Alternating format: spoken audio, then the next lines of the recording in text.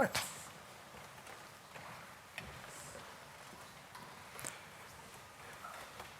Good evening, and welcome to the Cambridge Union. Tonight's main debate motion is "This House fears the coming of the Immortal Generation."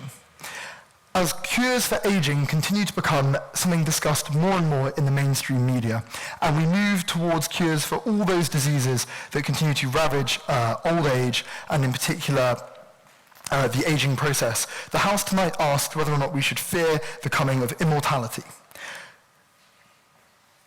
I'm very sorry.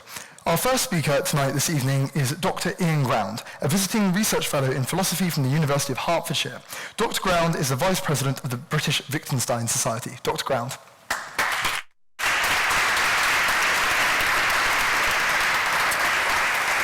Well, it's a great privilege and pleasure to be here and address this House. I would greatly wish for more than my allotted 7 minutes. Though, of course, it doesn't follow from that I want to be standing here forever. Should this House fear the coming of the Immortal Generation? On this side, we intend to take this motion at its face value. We will not be skeptical, as many are, about the likelihood of an immortal generation. Though we doubt that our opponents or anyone else has coherent ideas about what really it would mean for you or I to be immortal. Not 100 years, not 1,000, not 1,000,000, but immortal? It's tempting to ask, so what was it about being an immortal, godlike being that so attracted you to the role? But we learn from considering even the impossible and asking why our fantasies are so seductive. In this case, why we should temper the current hype about the end of aging with rational, even if hypothetical, fear. Of course, our side acknowledges there have been dramatic breakthroughs in our understanding of aging. There will be more to come. Even modest extensions of health spans will have profound consequences, good, bad, and unintended. But we ask you to be wary of supposed inevitable extensions of that progress to visions of the future. Watch out when you are told that the coming of the immortal generation, to that resistance is futile, but funding is vital. At the top of the debate, we should dispose of one canard. To rationally fear the replacement of human beings with immortal beings is not to be in favor of our own deaths or dying, and especially not dying badly. No one is against extending healthy lifespans. For indeed, no one thinks it's always just great when people die. Let's be clear about this. We all want to live. We always want to live. Our opponents think it follows from this that we want to live always. What we actually want when we say we always want to live is more of this life. And in a world, and amongst others, where this kind of life has meaning and value for us as particular individuals. Our opponents appear to believe the lives of immortals are just more of our current life, a recognizably human life. They are not. This is why honest immortalists support transhumanism or posthumanism, the transformation of what it is to be human through technology. That is a recognition that the lives of immortals are not the lives of humans like us, but of something quite different. For that reason, our own fear of our own death is not a reason to welcome rather than fear immortals. To think otherwise is to be like the dinosaur who thinks, I'm not worried about asteroids, I'm going to be a bird. In support of the motion, my colleague Professor Callahan will be offering you facts rather than fantasies, want to turbocharge the problems of resources, planetary degradation, inequality that our world faces. Immortality is the way to go. My colleague Dr. Beard will be sharing you why fear is a rational response to the existential risk an immortal generation poses to our species. I might frame their arguments by recalling Sam Schaefer's remark that our notion of what is valuable about human life depends upon two things: death, which we presently regard as inevitable and yet fear, but also on the survival of the human species, which is far from inevitable, and the threats to which we do not fear enough. Immortality, usually washed down with the elixirs of eternal youth, has been the stuff of myth and legend. Mostly these fictional explorations alert us to the seductive illusions of immortality, that in one way or another it's a trap or a tragedy, a denial of what matters about life, that our temporal finitude is constitutive of the kinds of beings we are. That cultural wisdom was aimed at the religious impulse, at least in the Western tradition, to organize our lives around the prospect of securing eternity. Our opponents may argue the triumph of technology makes the consolation in that cultural wisdom redundant. They also may claim it makes the religious impulse redundant. Amongst the coming immortal generation, they promise, there will be no martyrs or suicide bombers intent on eternity. They already have it. But what's striking about our immortalists and transhumanists, friends, is that how much they recapitulate the claims of the religious impulse. You will have a new body. All things will be changed beyond recognition, on earth as it is in heaven. All of these standard Christian messages could well be transhuman precepts extolling the glorious technological future. Unlike their religious predecessors in the immortality game, miracles and miracles upon miracles play an important part. Worried about the resource implications? No problem, we'll be colonizing other worlds. People who can live forever will just be itching to take on the risks of interstellar flight. Worried about getting bored? Don't worry. Cognitive enhancement drugs will make everyone an Einstein, while in a few thousand years you won't even recognize yourself. Worried about inequality? Don't fret. Living forever will be just the thing to motivate the rich and powerful to bring about a fairer world.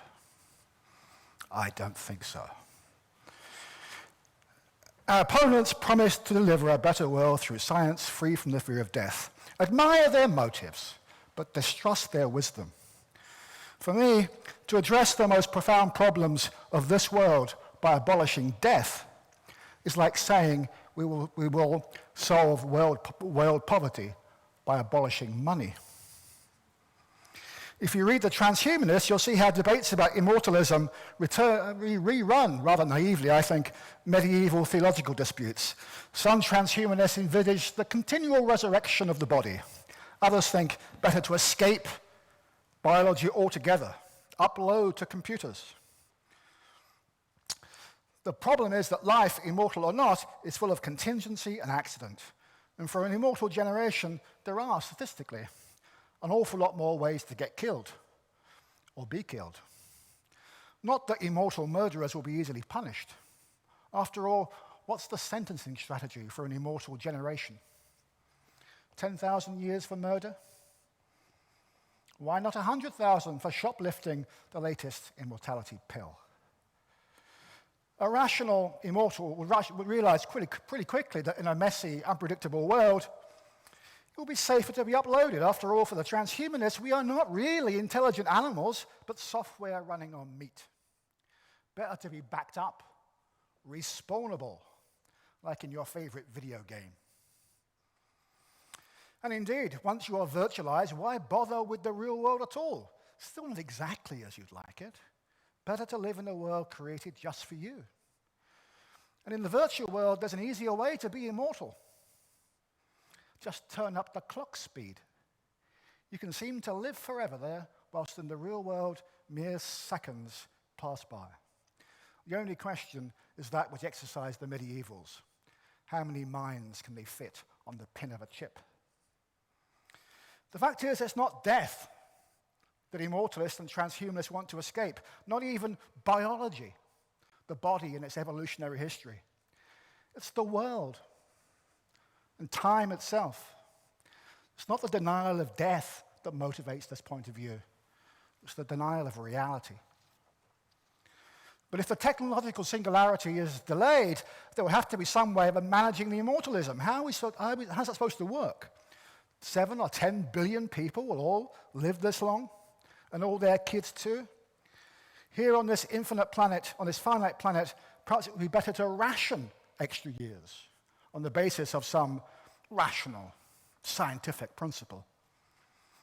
Contribution to society, perhaps. Privilege to clever, ambitious people. And what better measure of that contribution than money and power?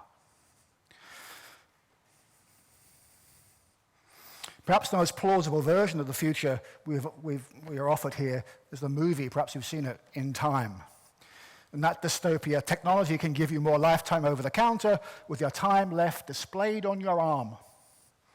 The duration of life is a commodity to be bought and fought over. Time really is money. The time rich and the time poor live in different zones. Of course they do. They have entirely different interests and values. And what we have, of course, now is a runaway Matthew effect, in which an elite have ever more reason to treat those with fewer years as mere fruit flies. Here one moment, gone the next.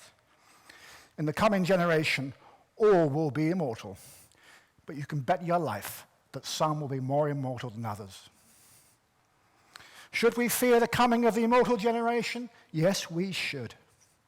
We should also be watchful of its prophets and heralds, its silicon messiahs and software disciples who seek to hitch genuine clinical progress to a fantastical techno-redemption. The tech zealots and transhumanists, the post-humanists, and the anything but the actually humanists who look forward to the omega point, the singularity, a tech-induced rapture event in which all this messy, dirty, painful, finite, joyous humanity, the actual human, is replaced with something else. When we can be united in digital bliss with the immortal AI in the clouds. So when people come offering you human 2.0, they're better than human, they're superhuman, well, actual humans of this house, in all your wisdom and finitude, beware. So we advise you, vote for humanity. Vote for the motion. Thank you.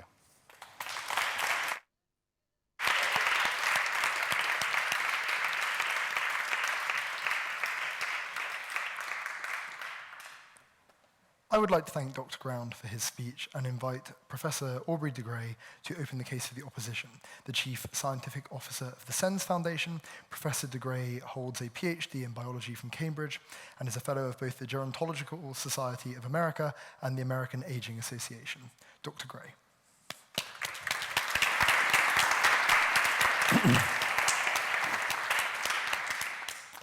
Well, first thing I want to say is this clock isn't on, which is nice, because Ian took 11 and a half minutes, and I might just overrun a little bit myself. Well, I mean, you've all heard, ladies and gentlemen, how contradictory, how inconsistent the basis for the proposition actually is. Ian started his remarks by pointing out that he was going to talk about the motion on its face, about immortality in its literal sense. But then he proceeded quite happily, as if he didn't even notice, to go into the question of risks that would be faced by people who were more immortal than others and less immortal than others.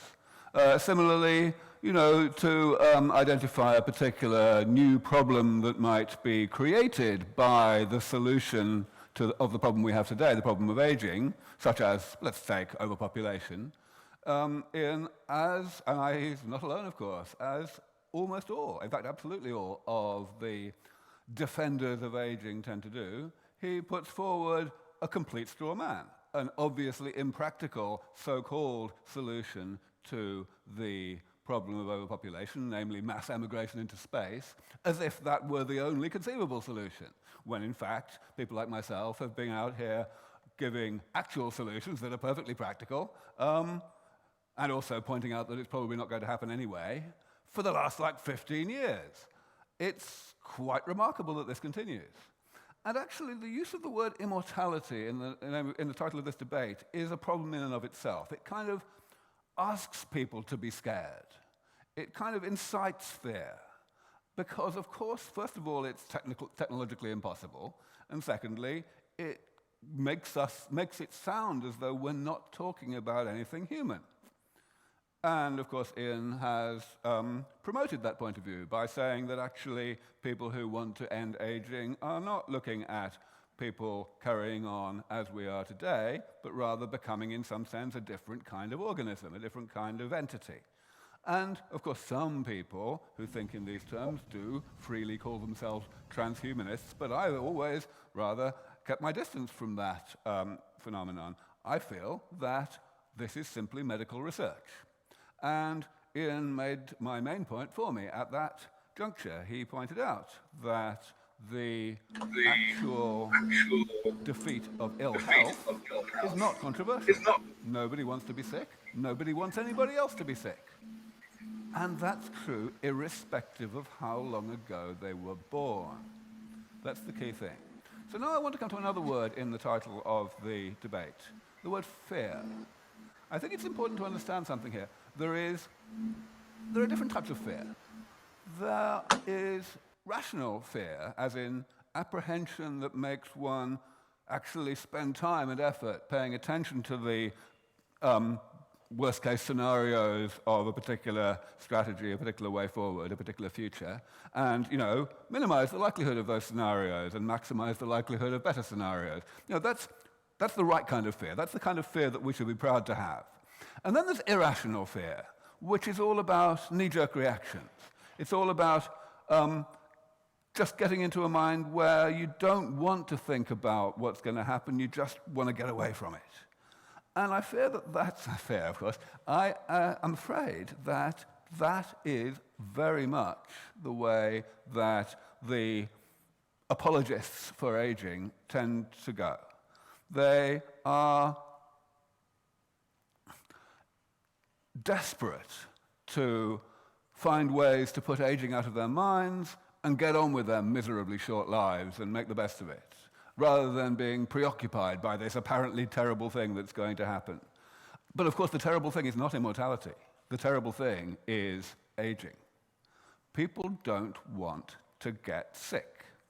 And they know that everybody gets sick when they live long enough these days. They also know that there are people like myself doing medical research that has the possibility of bringing that to an end, of bringing the phenomenon of aging under the same degree of medical control that we already have today over most infectious diseases. In other words, making it optional, essentially. People still may get the thing, they may suffer some ill health as a result, but that ill health can be rectified. Now, if we're in that kind of situation, people are going to be a lot happier, and a lot of people are looking forward to it. But the thing is, we don't have those therapies yet, and as with any pioneering technology, it is extremely speculative to suggest how soon we will have those therapies, which means, of course, that anyone who is desperate to benefit from them will not know whether the therapies are going to come along in time. And if they don't come along in time, that's a shame. Therefore, they don't want to get their hopes up. So I believe that that is the fear that is being really referred to in the title of this debate. It is absolutely essential for us to understand that that kind of fear is deeply irresponsible when it is embraced by leaders in this society. And this society, i.e. the Union Society, is, of course, a group of leaders and aspiring leaders, people who want to go forth into the world and make a difference. With great leadership and great abilities comes great responsibility. I believe strongly, I believe absolutely certainly, that everybody who wants to make a difference to the world has a responsibility to think through the true impacts of particular approaches, particular priorities, and so on, in research just as in any other field of endeavor, and not to be swayed by emotions into just putting something out of their minds and changing the subject and defending the status quo. Fear of the unknown is a reasonably natural and reasonably legitimate concept, but it must never be taken too far. I could spend the next 2 hours, if the chair would let me, going into the details of why the specific fears that people have, whether it's overpopulation or boredom or inequality or dictators living forever, why all of these things are actually unfounded, such as that fertility rates are coming down anyway, and we're getting better at not polluting the planet by developing renewable energy and artificial meat and so on. What other technologies are coming along to change the world in ways that obviate and will prevent these so-called consequences from ever occurring at all. But I'm not going to do that right now because it would take too long. I'm just going to close with one point. A point about sense of proportion. How bad is the problem of aging, the problem as we have it today? Here's how bad it is. Roughly 160,000 people die each day worldwide, from all causes added together. About 70%, more than 2/3 of those people, die of aging. They die of aspects of ill health that predominantly affect people who were born more than 50 years ago. That is not the main problem. It's quite a big problem, though, isn't it?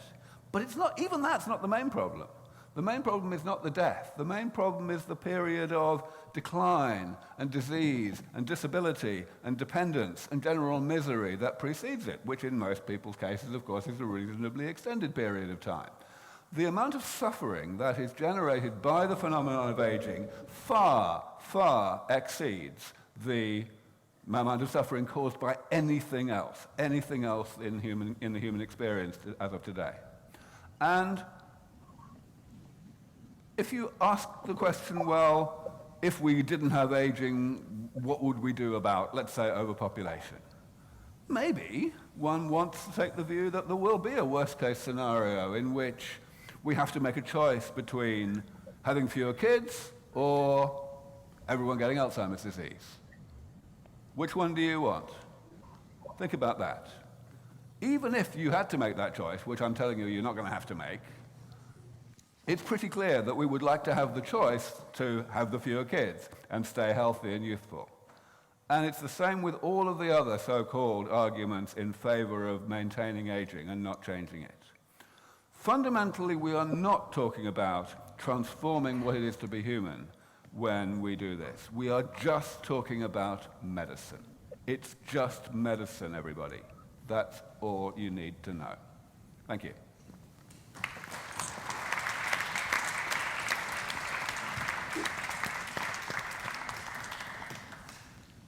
I would like to thank Professor de Grey very much for his speech. And before we move on to the pair of speakers who will be appearing rather appropriately in this debate by the technology of live streaming, I'd like to call upon a round of floor speeches. So does anybody have a speech in proposition of this motion they would like to give?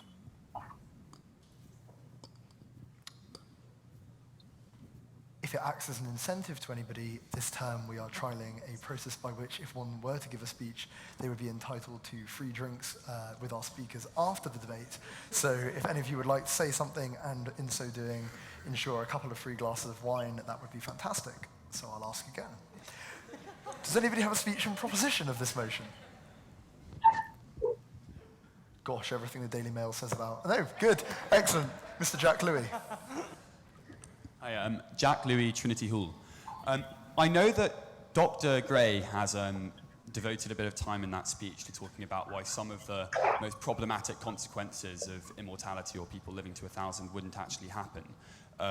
He gave the example of talking about like despotic political rule and why if people were going to live for a very long period of time, why that wouldn't create serious problems in politics. But I think that it's quite misguided.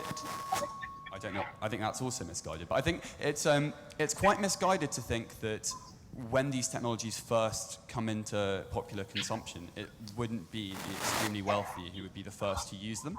And so if you assume that's going to be the case, and you don't think this technology is going to be automatically democratized, then it becomes very reasonable to think that if only the wealthiest people in certain countries have access to that technology, then that will allow them to have a stranglehold over national rule, particularly in autocracies.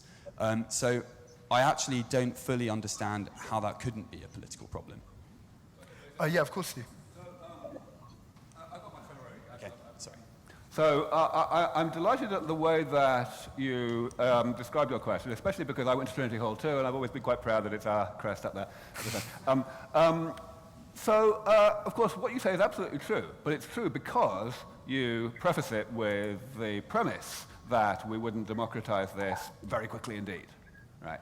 Now, the fantastic news about the process by which we will achieve this technology is that it's going to take time. Of course, that's a bad thing in the sense that there will be people who are not around for long enough to benefit, but it's a good thing in the sense that there will be time for society to prepare for the arrival of this technology, starting from the point where everyone realizes that, yes, it is coming, in contrast to today's world where there are still a lot of people out here who think that the whole thing is a pipe dream anyway. That period, the period of anticipation of this technology, will be quite turbulent. And a lot of what I try to do in my outreach efforts is to get people to anticipate the anticipation and to kind of minimize that turbulence. But during that period, there will be a huge amount of public debate and voting for new governments and so on, and it will be impossible to get elected unless you have a manifesto commitment to actually have a proper war on aging, to do all the front-loading of investment in infrastructure and training of medical personnel and all that sort of kind of stuff, so that when these therapies really do come along, maybe a decade later, absolutely, everyone who's old enough to need these therapies will get them almost as soon as anyone can get them. Now, this may sound terribly utopian, but think about it in another way. It's not just the fact that this is going to be democratized because you've got just as many votes as Bill Gates. It's also because it makes mercenary economic sense. Aging, as we know it today, is ridiculously expensive.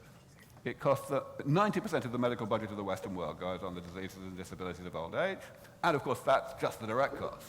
If you count the indirect costs, the lower productivity of the elderly, of the kids of the elderly looking after their sick parents, the fact that the elderly are no longer contributing wealth to society because they're not able-bodied anymore. If you count all that, then the numbers are just incalculable, which means that if any nation actually chose to allow these things to be available only on the basis of ability to pay, then they'd be bankrupt in half no time.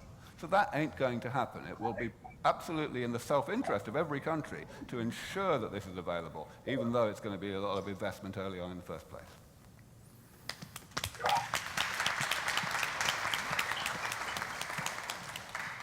Thank you, Jack, and thank you, Professor de Grey. Do we have any points in opposition of this motion? Yes, over here. Hi, Andy Chen from Downing College. I'm a NASCI, and also I learned pathology about the evolution of the disease and how we cure about it. And I think for this speaker, the ground speaker for the proposition, I think it's kind of assuming that this technology that can make us immortal or curing some diseases just appear out of blue, just appear suddenly, that can cure everything. But when looking back to the history, we are actually immortalize ourselves step by step. For example, when we are just hunting rabbits and mammals, we can just die by bacterial infection when we are 20 or 30s. And now we are curing bacterial infection, well, most of them, and viral infection and fungal, those things. And currently we are on our way to defeat cancer and also neurological disease that can cure us when we are maybe 60 or 70s and even longer. So I think the change of the society is actually faster than the change of the technology. So I think currently, at least from the development rate from our technology and our society in the comparison of the current state, I think we are ready for more technology to immortalize us. I mean, step by step. It's not just we can just get to immortal immediately. I think we are ready for this when it comes. Thank you. Thank you for your point. You make an excellent point. Thank you for it. There is a kind of ambiguity in the motion, I suppose. We talk about it's the coming of the immortal generation, so it's not quite clear whether we should be focused on the coming part, which Aubrey's also spoken to, or the generation that's coming. Okay, which way around are we focused? Certainly, I think that the notion that's been around, and Aubrey's promoted it, of achieving what's called escape velocity. I think that's the correct expression, which is that you get the extension of 30 years, and that time technology moves on, allows 50 years and so forth. Okay? So no one, as it were, actually knows, I suppose, that they are immortal. In fact, when would you ever know someone was immortal in that sense? Okay? But the periods of time become, as it were, practically so. So I think you make a good point, but Aubrey's pointed out the problems with the coming point here. Okay?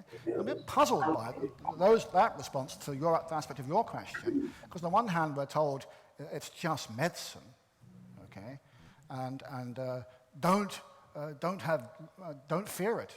There are no rational fears for it. That's 1%. On the other hand, it appears we have to do an awful lot of anticipation for this rather dramatic change. Which is it? Is it just medicine, in which we are sensibly extending health spans, again, which nobody is against? Okay? Or is it the hype surrounding immortalism? The people who follow Aubrey on the internet, okay, they're not worried about the aging, the medical issues. They're hyped up about living forever.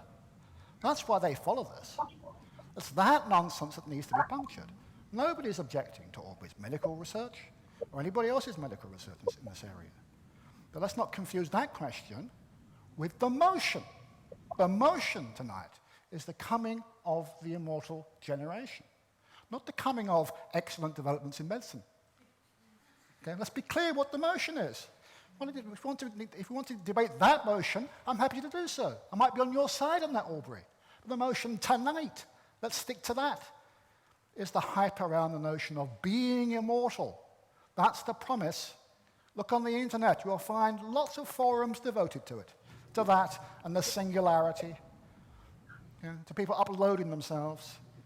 And it's this unholy alliance of hype about medicine and transhumanism, which is the thing we have to be frightened of. It's not so much the reality, but the profits of these people.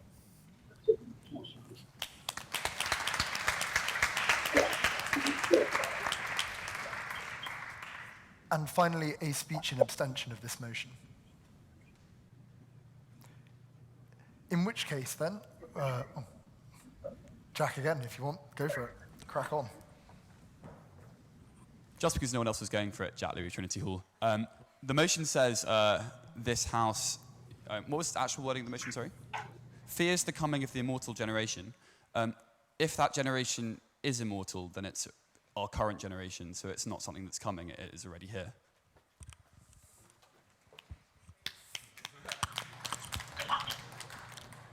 And it looks like we have another speech over there, so we'll go for that while we can.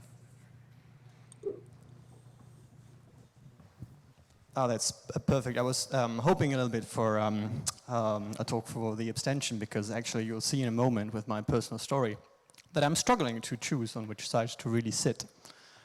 And, well, that's me. I'm a scientist, molecular biologist, and probably now my 7th year or so of education and practice. And if you had asked me a couple of years ago, probably, then I would have said, I need to sit on the side of the opposition here, because, the research that I'm aiming to reach out, so considering myself of that type of generation, is actually that, So I think, and you would see that in my motivation letters for applications and all that, I appreciate life so much, you could also say I'm very attached to it, that I would really like to understand it, understand why it falls apart, and investigate the mechanisms, really, that, if we know them, maybe we can do better, maybe we can do a better thing, maybe we can protect our lives, right? Maybe we can avoid death, really, right? And I realized, though, and it's a while ago now, but I've been working on it, that this is just, and you coined the term before, it was fear of death, right? So for me, my motivation, this was fear of death. It's perfectly natural to be afraid as a human being, I guess, but the problem with that is that it also makes very, very unfree. And following that fear to make a scientific decision is not exactly a rational thing to do, is it? So what I did with myself in my life was also, next to the experiments that would follow up on all this and sort of submit to my fear, was also I did experiments with myself and thought, can I actually do better? Don't I have a choice in not following through with this, not trying to sort of avoid to die? Is there a way for me out to not be afraid of death, but actually to appreciate life how it is and try to just do better? And this is where I'm transitioning into much more right now. We're skilled, we have so much to do. We're living in the present, and there are people who may actually need our help and who we could actually do more for in medicine, really, in medicine, and avoid suffering. So solving that was a huge help for me and getting to this point, because I realized that what I was suffering from was not the idea of death. What really had to be cured was sort of my fear of it, was my suffering. And the question generally here is that I'd like to put into everybody's minds is, are you actually afraid of that? And given you're immortal, do you think that solves the fear problem? Because I think that needs sorting out. Thanks.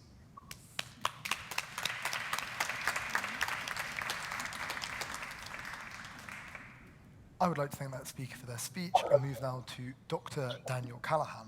Appearing via web link, Dr. Callahan is a prominent philosopher in the field of biomedical ethics and is President Emeritus of the Hastings Center, a non-partisan bioethics research institute in the United States of America.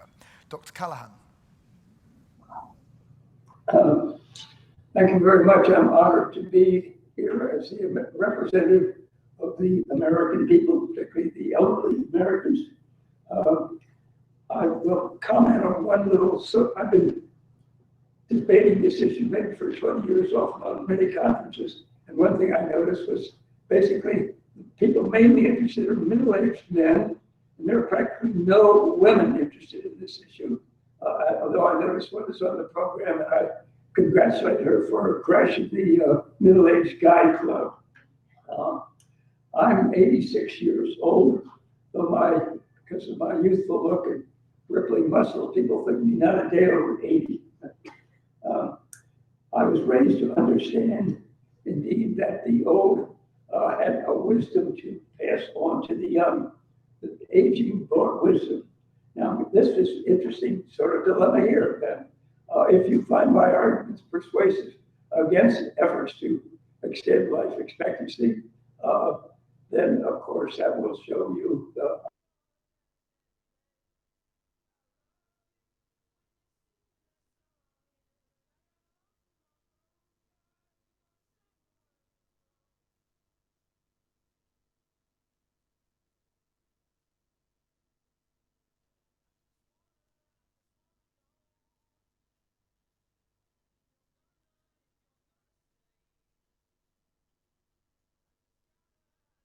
He is, of course, lauded by some for his thoughtfulness, his modesty, his self-restraint, and his scholarly approach to matters of state. He has brought the question of respect for women, what might well, to put it delicately, be called a good grasp of that topic.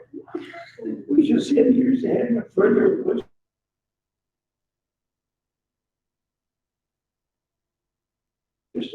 has been that of the assessment of new technologies, primarily in medicine and healthcare. In this instance, my focus is on personal scientific research effort to better understand the biological basis of aging and its causes of death and what can be done about it. That interest is driven in part by medical needs and the growing cost and difficulty of old age and expensive care, either end-of-life care technologically.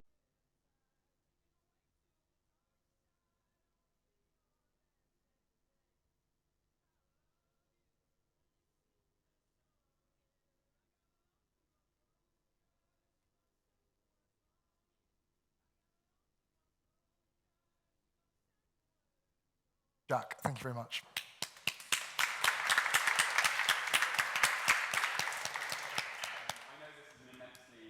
Unconventional move to have a student speaking in one of these debates, not in black tie, but I feel like if there was ever a time to have an unconventional speaker, it was going to be in a debate about immortality, being filmed by Vice.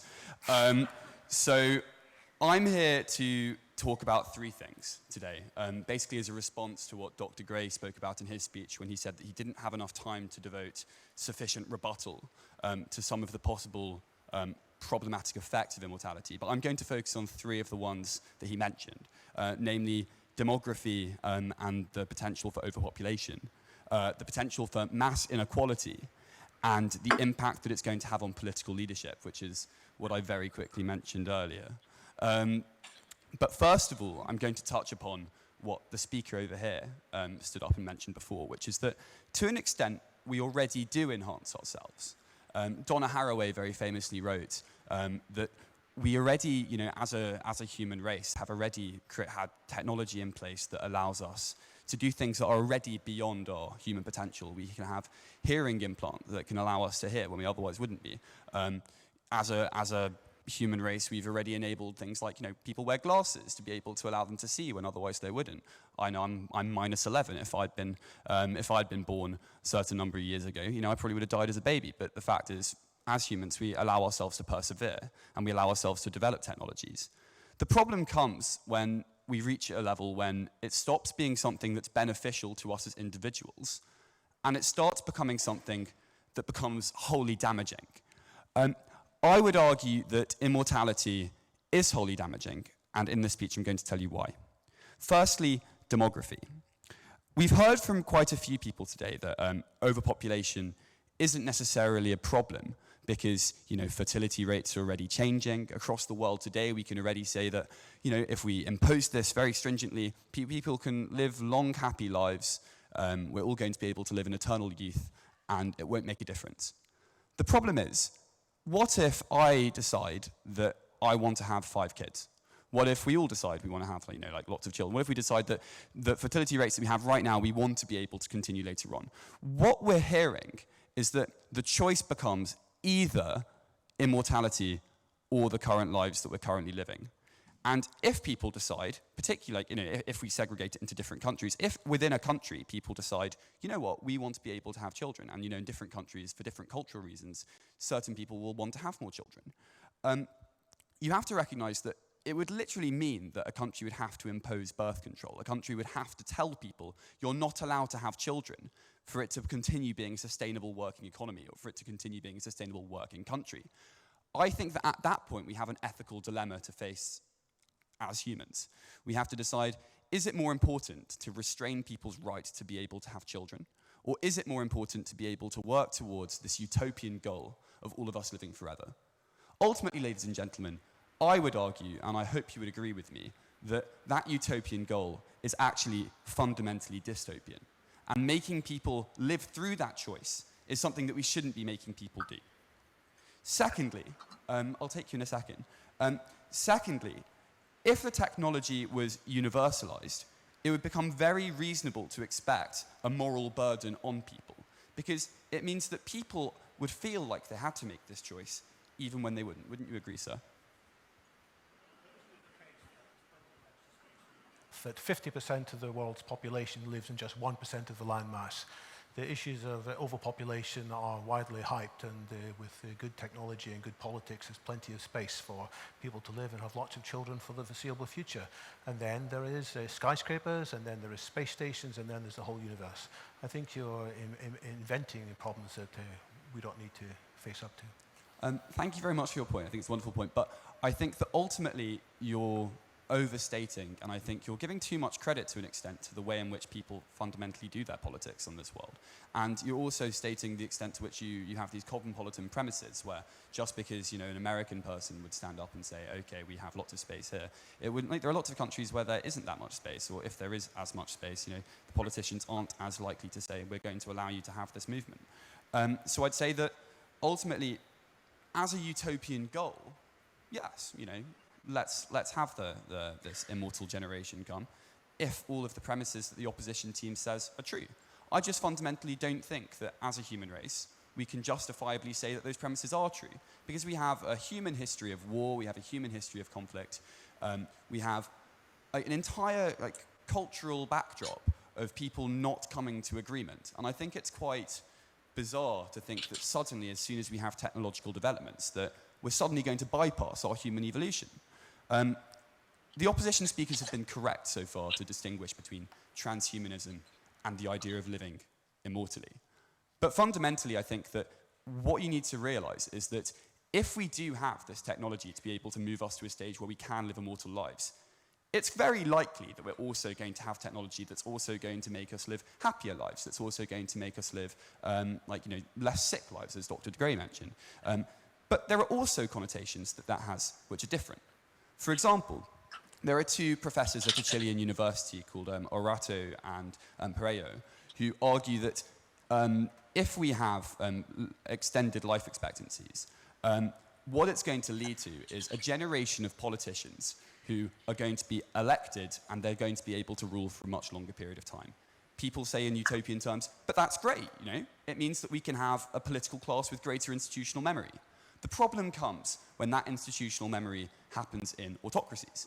Because ultimately, I know that Dr. Gray mentioned in response to my point of information earlier that, oh, it's not going to really matter because of fundamental economic sense. I challenge you to put yourself in the perspective of Kim Jong-un. If you were Kim Jong-un and you could reasonably say to your people that you were a god because you could live forever, and you didn't give them any of the technology to do so, that puts you in quite a strong bargaining position in terms of your sustained positioning. If you could say, I literally can never get ill, or there's no way that you can challenge me, then you're putting yourself in this post-human status in comparison to the humans. I think this puts people in quite a worrying state of affairs. I'm sorry, I'm just going to continue with the speech for now. Moving on from that point to inequality, I've only got a little bit left. When we look at the people who are advocating this movement, a lot of them are very intelligent academics who are putting forward this hypothetical case, but a lot of them are very wealthy benefactors in Silicon Valley who essentially want to turn themselves into gods, ladies and gentlemen. We look at a lot of people who are working in technology for the sake of being able to move this forward so that they can enhance themselves.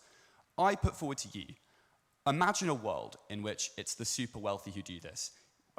It would entrench inequalities to a stage that we can't imagine right now. And if people who already have huge levels of capital are able to live forever and further enhance that capital, imagine the state of the world economy in the near future. Ladies and gentlemen, I've spoken to you about the risks that immortality will bring to the human race when we think about it in pragmatic, practical terms. I'm sorry I'm not Mr. Callahan, but I've done my best. I beg to propose.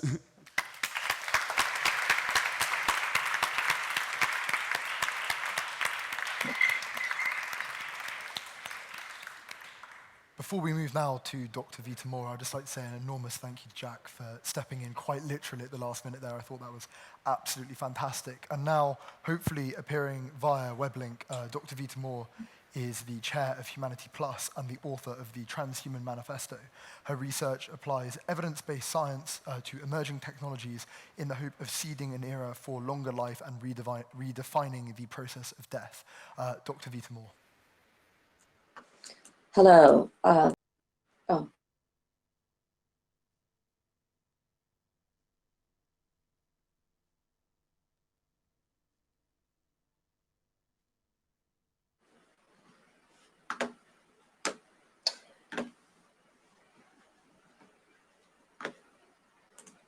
Can you all hear me? I mean, I'm going to go for the thumbs up approach now, and let's see if that works. If everyone would like to join me in doing so, hopefully Dr. Vita Moore will indeed see us. Oh, she's laughing, so this is a good sign.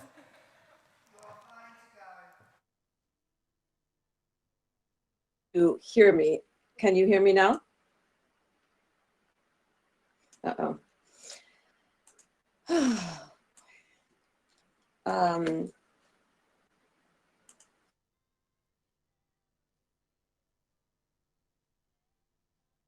Hear me? Yes or no? Here? Yes. Okay, thank you. If you need to turn off the image of me, that's fine. I'd rather you hear me than see me. Okay. What I'd like to do is to talk about what I call the regenerative generation. Hold on, this is stuck. Okay. The regenerative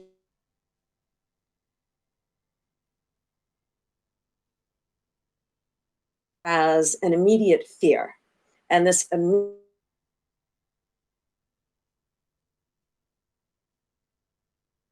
really arcane, but that of bias. To start, I'd like to also think about the term immortality itself. Accurately, immortality can be understood to mean to survive and endure. And this is the meaning that I must use during this debate. Our human species has evolved over approximately 6 million years, and this evolution was messy. We came out of the mire, as Dr. Lynn Margulies explained in her book, What is Life? We learned to stand up, walk on two legs, work with a complex brain, language, tools, art, and cultural diversity. These all emerged through adaptation, through enduring and surviving. And because this is a natural, innate species process, the House must not fear a generation of people who continue to endure and survive. The public values those who survive, and whether it's a natural disaster or overcoming a disease, those people are respected and even cheered in the news. Cancer survivors are respected for their courage.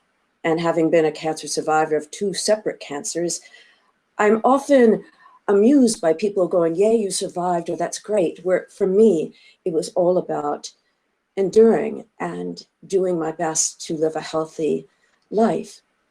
But facing this, in 2014, there were 14 million new cases of cancer. And these were not just detected in one country, these were worldwide. And it's estimated that by 2030, these cases will increase by 50%, and that 60% of the people worldwide will die from this. And while approximately 1 to 2 people pass away every second, we strive to do everything possible to save the life of our loved one.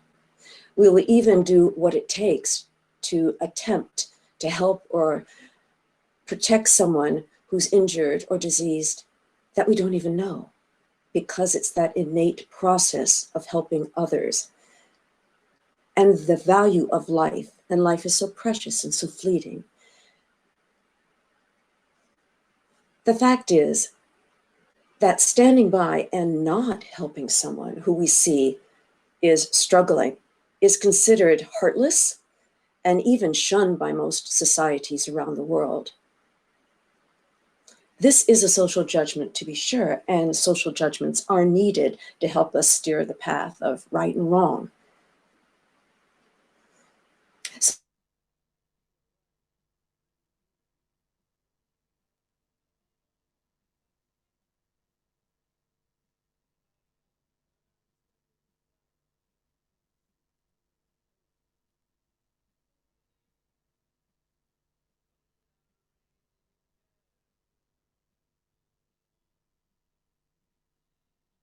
But the guidelines for judging others must have in-depth understanding of the needs of others, and this judgment must not be biased.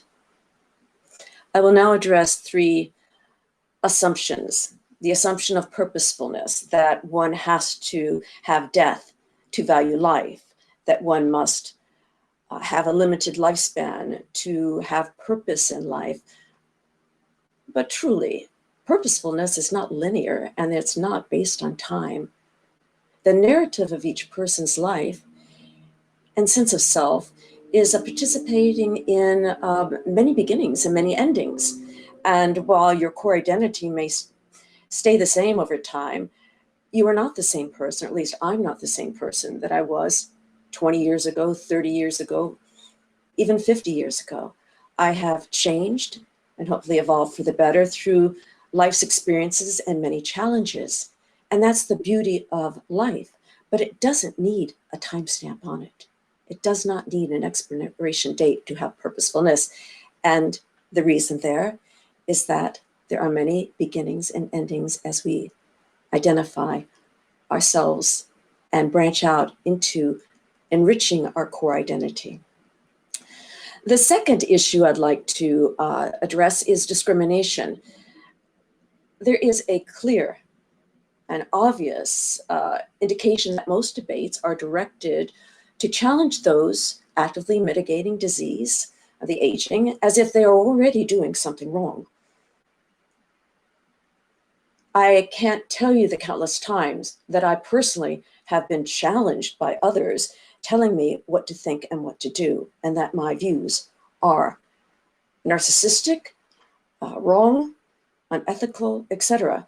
And I researched these journalists and debaters and authors, and I find that they too have areas that can be questioned. And most of these views are based on political or religious precedents.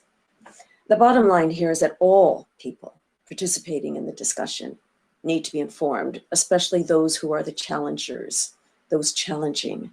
Their claims must not be mired in philosophical, moral, religious, or political bias. I stand very firm on this. The third assumption is about the human economy and the term that I coined called the regenerative generation. The reason why I bring this up is because overpopulation has been mentioned a few times. And in 2013, I was in Tokyo, Japan, speaking at the Topos conference at the university about the decline in population in Japan and their deep concern about their senior citizens, their elderly, and the retirement generation not having a sense of purpose or being left behind. What I suggested is that there needs to be a very clear set of policies and outreach and education to help these people re-engage society and to develop their sense of worth. And it isn't just this generation. We can say this about any generation of people, not just the senior citizens or the elderly or the baby boomers.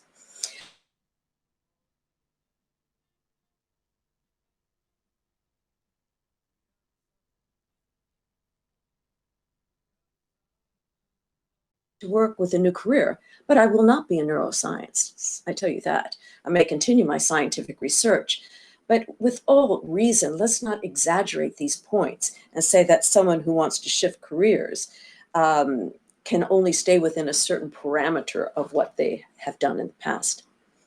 So we need to repurpose generations rather than forget them or assume that they ought to die and make way for the young. Lastly, I'd like to address, and this folds back on my introduction, the rigidity of those who have scripted the psychological moral normality that attempts to segregate people as right or wrong. Nevertheless, each of us belong to the same species, for goodness sakes. And this human species evolved. This species process was not restricted to one group's moral judgment. Blind to the quantifiable evidence of medical research, scientific discovery, technological innovation, and the fundamental human desire to have healthy, long life. Further, and I'm looking at my notes here so I don't forget anything, when talking about humans enduring and surviving, we must not criticize them as trying to be gods or utopian. This is science fiction and ought to stay out of the scientific, socioeconomic, and lawmaking discussions. And I say that because they are used as weapons to say, oh, that's science fiction or that's utopian. This is reality. This is the truth. This is where we are. Lastly, the issue in this debate rests on fear. The fear is incubated by individuals and groups who want to control life and death of others, are truly mirroring the historical attempts to denounce human indifference, a new normal. This behavior mirrors shaming people based on race or religion, gender, or sexual preference. And this perpetual fear has incubated and birthed a tense environment for us all. In closing, I'd like to say that moving forward in these discussions, these debates, there does have to be a winning side, to be sure. But outside of that parameter and outcome, I think we need to all be innovators and to think of life as a continuing process, that if your choice is to have a lifespan that is no longer than 122.3 years, which is the longest living in Jean Clomet, that's your right.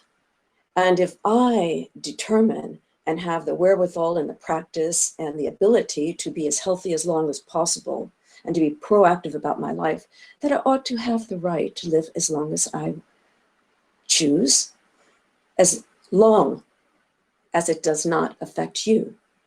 But if it affects you based on your moral normality and your bias, then forgive me, that ought to stay out of the discussion. So I think that moving forward, I hope that we can learn from each other and be careful about the terms that we use and not call each other one thing or the other that is outside the realms of healthy discussion. Thank you.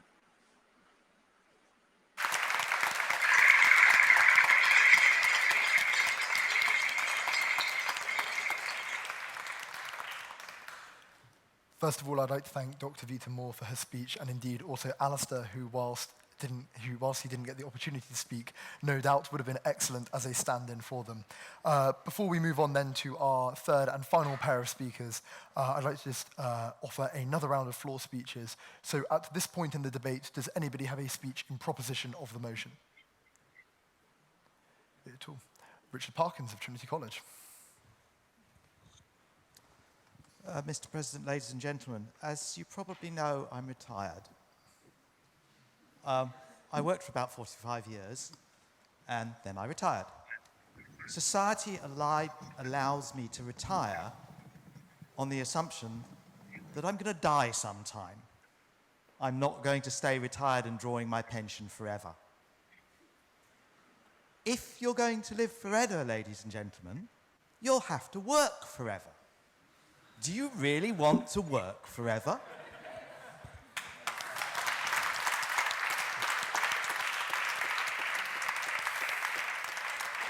Look, one of the most frustrating things about the arguments in favor of aging that so many people put forward is the way that they put them forward in a manner of, and a tone of voice that implies that they think that nobody's ever thought of them before.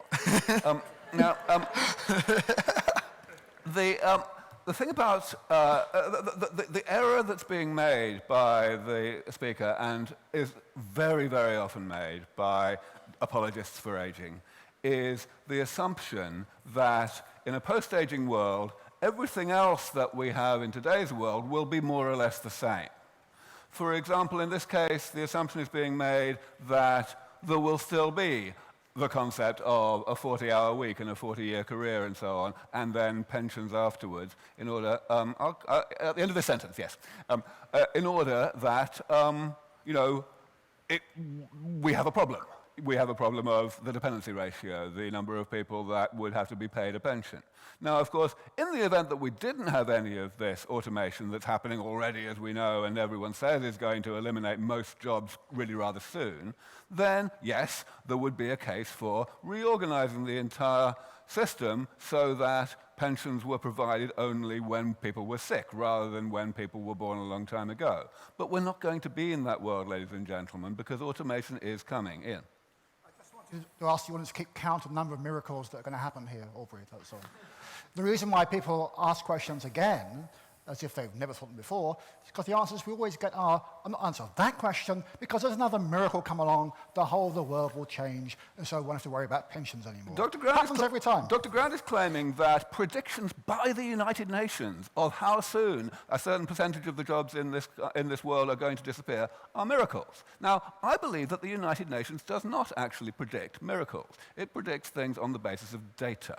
And that is true for all of the so-called miracles that are actually very likely to occur, because sensible, credentialed people have studied the data and come to that conclusion. That's all.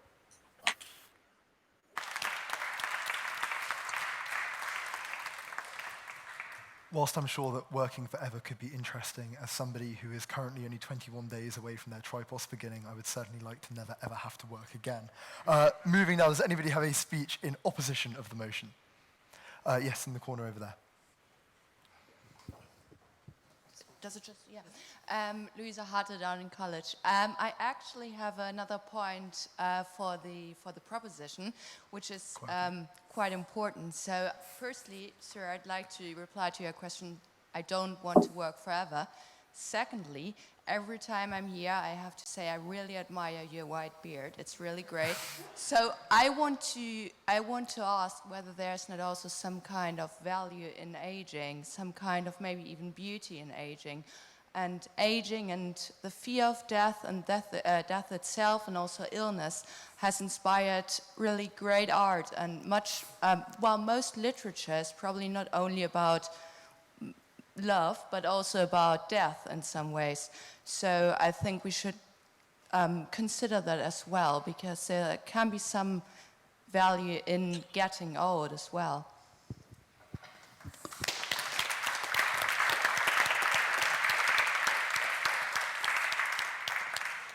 And as like King Lear, we crawl unencumbered towards the grave of this debate. If anybody has a point in abstention of this motion, that would be fantastic.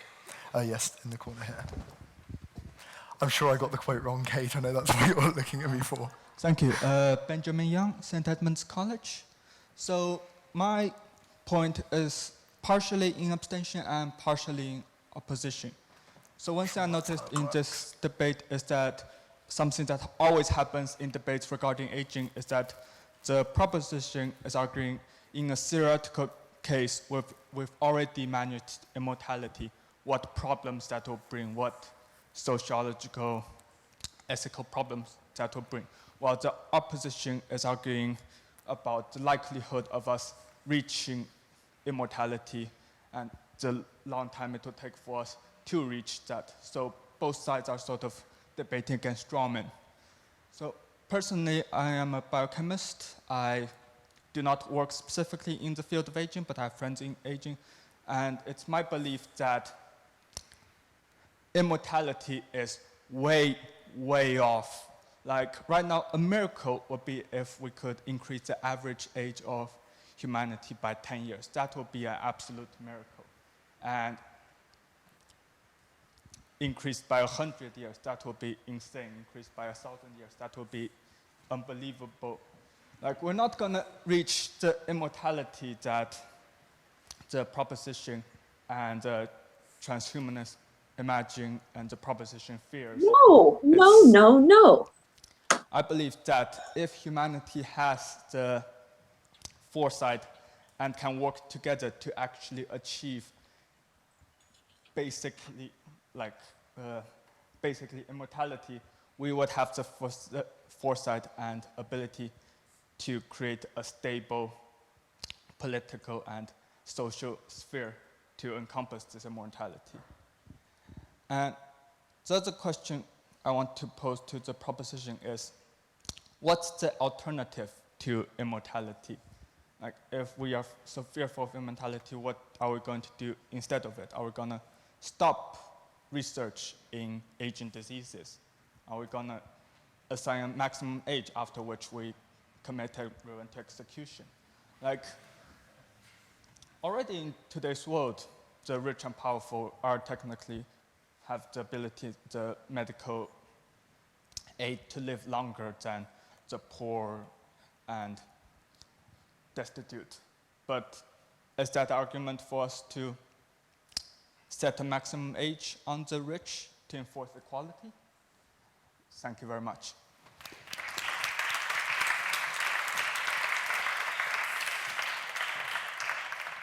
I would like to thank that speaker for their speech and move now to Dr. Simon Beard, a postdoctoral researcher at the Centre for the Study of Existential Risk. Dr. Beard's research examines the challenges in evaluating existential risks with a special focus on the risks associated with new technologies. Dr. Beard.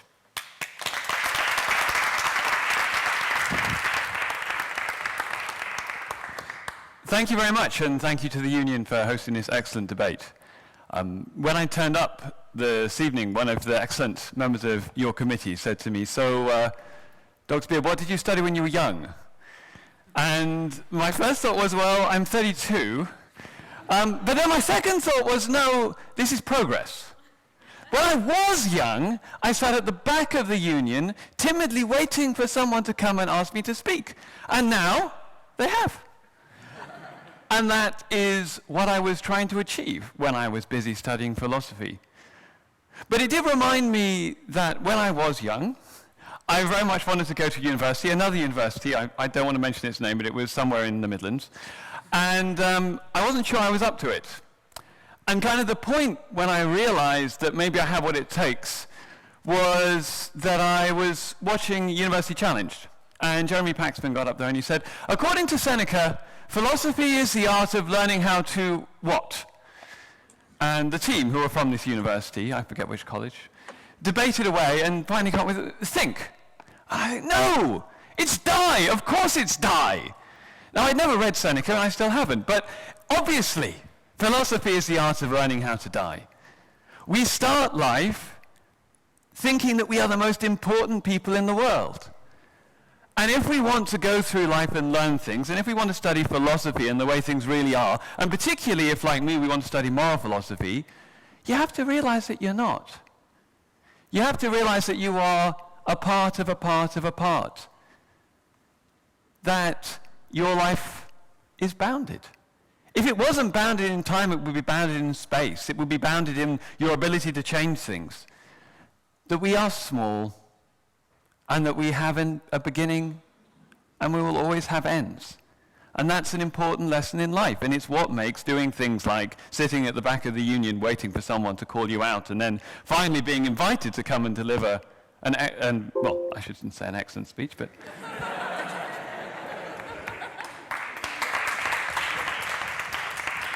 an excellent speech and proposition of the motion that this House fears the coming of the Immortal Generation is what makes these things so valuable. However, having said that, when the debate was originally announced, I have to say I felt slightly uncomfortable being called to speak on this side, because part of me is with the other side of this House. I work on existential risk, on avoiding human extinction. It's a big project. It's a very technologically minded project. I am a utopian at heart. I believe we can do amazing things with our technology. And I don't want us to be held up by these primordial fears that we might feel. However, I looked at the motion again, and I realized it wasn't a motion saying that we shouldn't pursue immortality or that we shouldn't do medical research, but that we should fear it. And I asked myself, well, why might we fear it? And I think there's one really good reason. And that is because the quest for immortality poses what evolutionary anthropologists refer to as an evolutionary trap. We have a set of primordial instincts which we have because they are to the benefit of our genes. Animals with these instincts survived, reproduced, and passed on more genes. Therefore, the instincts were replicated. There was no one sat down and planned this out. This just happened. And some of these things are not to the interest of the individual. They are to the interest of the genes only. And I believe that this primordial desire we have to carry on living forever is just such an instinct. It clearly is in the interest of our genes that we stick around. Because for those who are longer lived, and especially for those men who are longer lived and can reproduce more, it offers us potential to not only be around with one copy of our genes, but also to carry on creating more and more copies of our genes. Yes?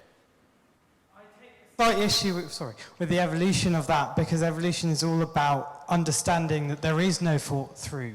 And how can a gene possibly have the mechanism to understand that one day maybe it will live eternal? It's all about propagation. It's why we see genes that, even though they cause a shorter lifespan, increase the reproductive rate of animals and indeed bacteria. It's because they know they must pass on eventually. So I question whether or not that really is the ability of our genes to be able to see into the future.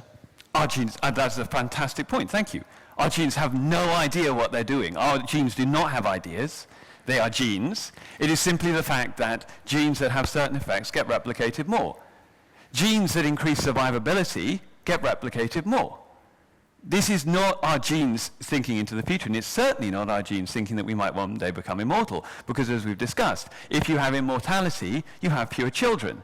That's a real downer as far as the genes are concerned. All I'm saying is that this instinct that we have to carry on living, to endure, to survive, these primordial instincts don't come to us because we're rational beings who thought it through and decided that this was the best thing. They're older than that. They're more primitive than that. Now, I think that there might be an evolutionary trap here, because in seeking to live forever, in seeking to satisfy this primordial urge that we have, we push away death, but usually we leave the suffering. And there's been a lot of talk about immortality just being medicine, and how the trend has been to increase lifespans. Well, let's just look at that for a second. Because what happened was, and I'm a philosopher, but I'm going to do my best here. What happened was, in the true way, that until about 10,000 years ago, lifespans of 60, 70, 75 years were not uncommon amongst human beings. They are a very natural length of life for our species. Then we started farming. We started settling in large communities. We started living in close proximity with domestic animals and with one another. We stopped moving about. We started eating sugar and all sorts of other unhealthy things because they were good for us and because we had the evolutionary urge to get as many calories as we could, and this was an easy way to do that. And our lifespan plummeted. It plummeted because of lifestyle changes. It plummeted because of infectious diseases. But all of a sudden, 70 years became very uncommon. 30 years was much more likely.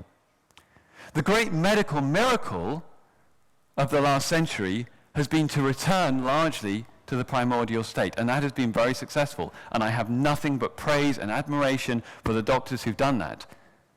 And of course, the biggest reason that we've got there is actually hygiene.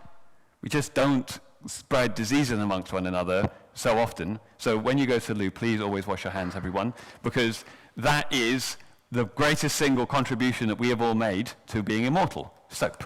Wonderful. Transhumanism, here we come. The advances we've made beyond that, where we've pushed ourselves from 75 to 80, to 85, to 90, to 95. This is unusual. This is pushing ourselves beyond what we're meant to do. And this is where medical advances have pushed back death, but they have not given us more health, and they have given us more suffering. And despite this, we still choose to fight, to stay alive, just a few more weeks in a hospice, in pain. And I think that is something worth fearing, that we have that in all of us to feel that we are the rational animal, but we don't know when to stop. That we would rather live in suffering and pain than have release. Maybe we can do without that. Maybe there is some medical miracle around the corner, which really will give us lifespans beyond 75 or 80 years without this suffering and pain and disability and ill health. That would be great. That would be the answer to my concern. We do not have that, and yet we still seek immortality. I have one more reason for being fearful, and this is not a reason for fearing immortality, but even more taking the motion that we are proposing at face value. This is fearing the coming of immortality. I'm a researcher in existential risk, in human extinction, not in individual survival, but in survival of the species, of everyone. Right now, if you want to get funding as a medical scholar, you can get a lot of funding if you can research cures for cancer, which are typically medicines which will extend people's lives at the end of their life from cancer by months, or maybe, if you're lucky, a year or two, but not returning to full health. If you want to get a lot of money, you can get funding to make men stop going bald, make women stop having wrinkles, and allow all of us to do a few of the things that we enjoy doing when we're young for a few years longer. This is where the quest for immortality is leading us.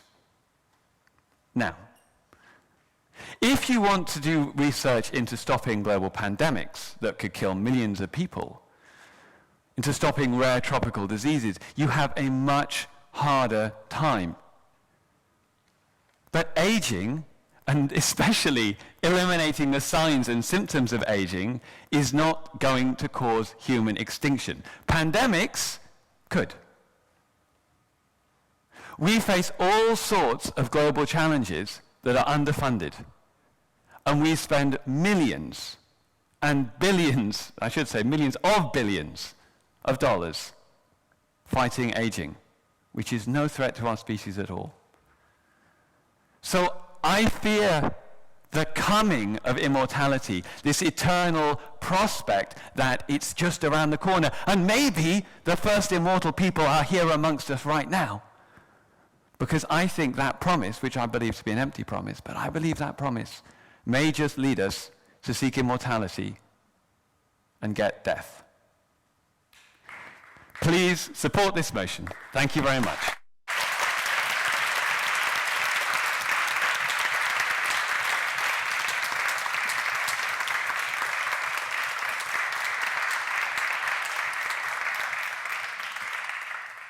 I would like to thank that speaker very much for their speech and move now to David Wood to conclude the debate as a whole. The chair of the Transhumanist Party of the United Kingdom, David Wood is the author of The Abolition of Aging, a forthcoming radical extension of healthy human longevity, and speaks regularly on matters of life extension. Mr. Wood.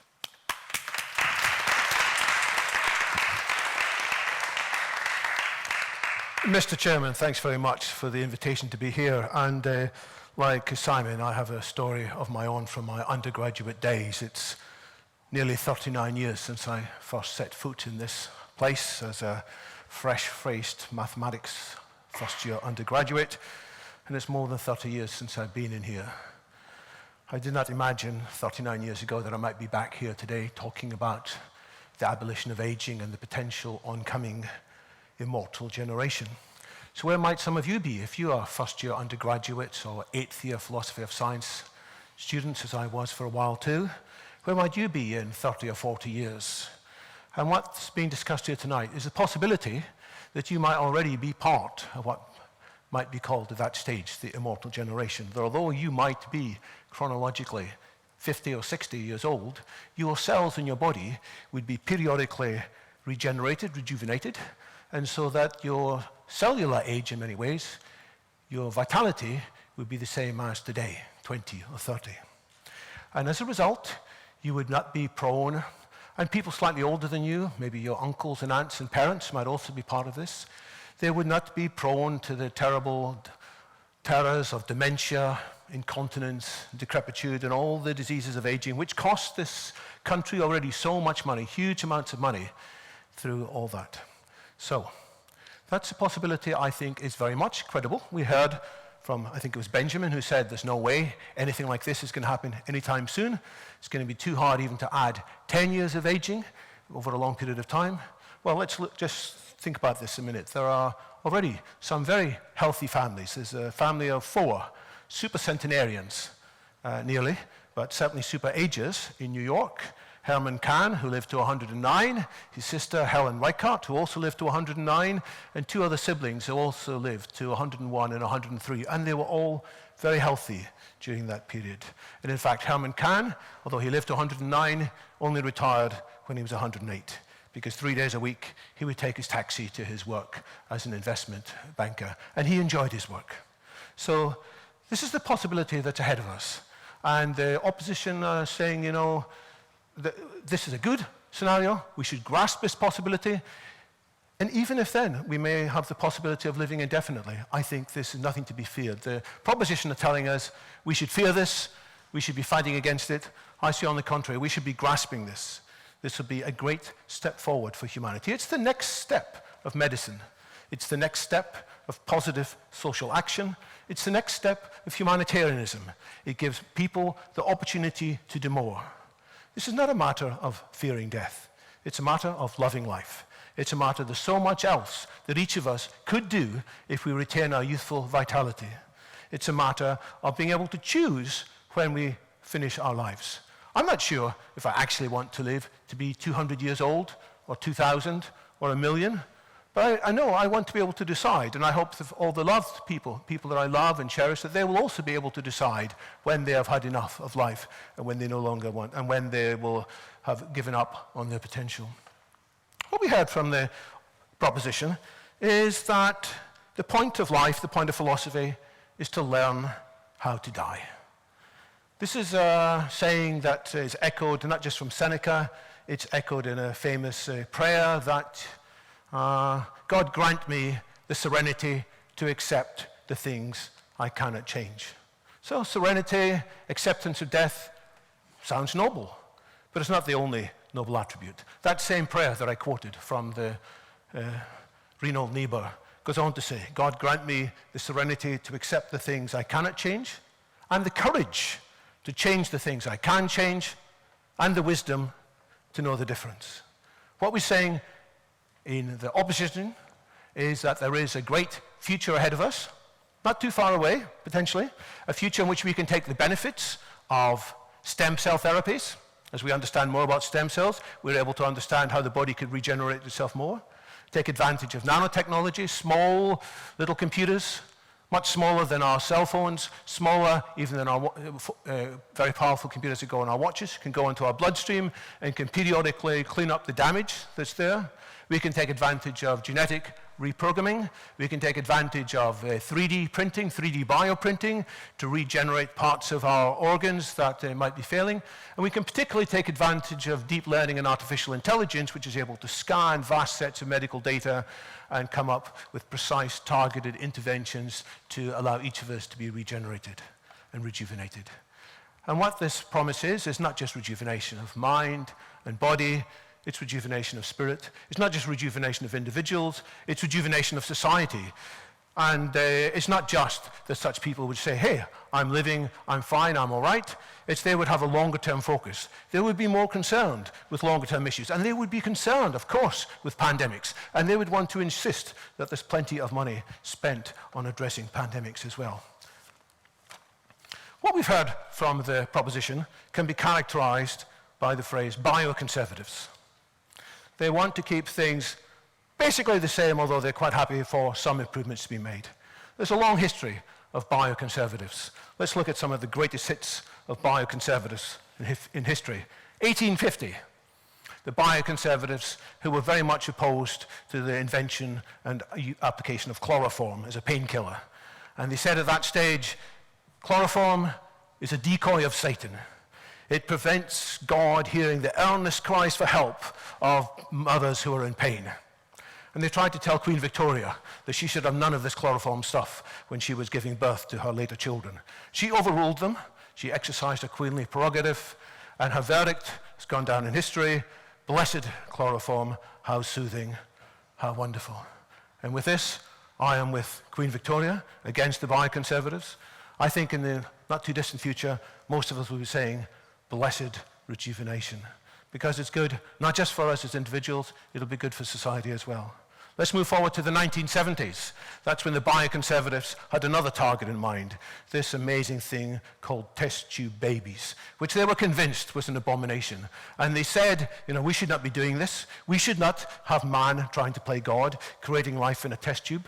What soulless little devils will be created, they said. There would be psychological monstrosities. They might be all right physically, but what kind of psychological fear and loathing would these babies have when they realize what a cold laboratory they had been created in? Well, thank goodness we did not listen to these bioconservatives. And I don't know, many in this room today might even be the outcome of such advances in technology.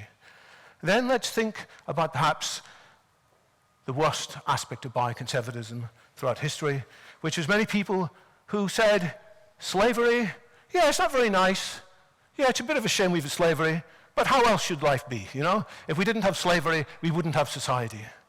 And they argued that, yeah, we have to keep this in place. And for most of history, that was the limit of people's thinking. And after all, it was backed up by the philosophers and the holy books of the time. After all, they could point to the Old Testament, where there was no Mosaic commandment that said, thou shalt not keep slaves. On the contrary, there was a commandment that said, don't envy your neighbor's slaves. Just before the bit, and said, don't envy your neighbor's donkey, don't envy your neighbor's oxen. Thank goodness, men and women in the 19th century, men and women of good courage, men and women of good wisdom, had the perception that there could be a better way to organize society. And yes, there might be an economic hit in the short term from abolishing slavery, but they said, yes, there could be a better way. The viewpoint that we should accept death, that we should accept aging and all that goes with it, is, to my mind, very analogous with the viewpoint that we should accept slavery. What I'm asking, and what the opposition is asking for, is that we should have the courage to say, let's push on more quickly with research into this field. I'm not particularly asking just for your vote tonight. I'm asking each of you to think, what do you want to do in the months and years and decades ahead with your own skills? What skills should you develop? I think you should get on board with the wave of rejuvenating, because how quickly the problems ahead can be solved depends very much on how many people are working on it. And yes, there are engineering, medical problems, of course. There are also social problems, political problems. Of all the arguments I've heard from the proposition, the one that I have the most sympathy for is the view that there will be political issues that need to be solved. I don't think these are insurmountable, but I will think they will need significant effort. And so I'm asking you to get involved in improving the politics, some of you, as well as improving the engineering and the medicine. So this is what I'm hoping that many of you in the audience will get on board with. And of course, there will be difficulties ahead. Of course, there are some things we should think about, but I have to say, the way to approach issues and risks is not in an atmosphere of fear. From my experience, 25 years in the high-tech smartphone industry, the way to handle risks is you think calmly and clearly about them, and you take good action in plenty of time.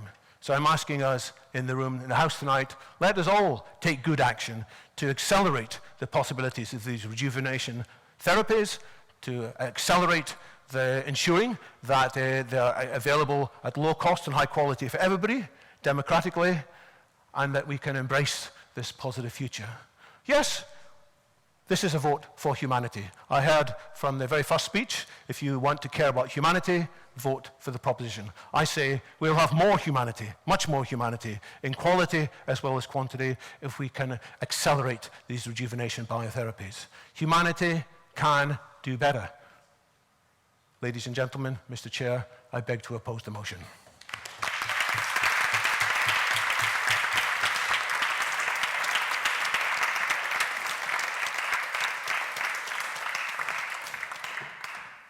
And that concludes tonight's debate. I'd like to thank all speakers very much for their contributions and just give a few notices before we now vote with our feet through the doors marked either aye, nay, or right through the middle for abstaining from the motion. Tomorrow evening, Piers Morgan will be addressing the Cambridge Union Society, the youngest editor ever of a national newspaper in the United Kingdom, and indeed the only British person that Donald Trump follows on Twitter. His talk is not to be missed by members. We would recommend arriving somewhat before the 7 o'clock kickoff time in order to guarantee a seat in the chamber. We will likely be looking at putting an overflow room into the library due to the expected popularity of this talk. Moving into the next week after that, we somewhat die down a little bit on speaker events, but of particular interest will be our Thursday night debate next week regarding press ethics and whether or not social media is to be regretted as the primary source of news distribution. So tonight, the motion before the House, though, is as follows, that this House fears the coming of the Immortal Generation. The House will now divide, and those in favour of that motion will leave through the door marked aye, those in abstention through the door marked nay, and those opposing the motion through the door marked nay, and those abstaining to the motion through the centre. We'll meet you all in the bar for our cocktails and cupcake social. There'll be plenty of both, and we hope to see you all there. So thank you very much, and a final round of applause for our speakers.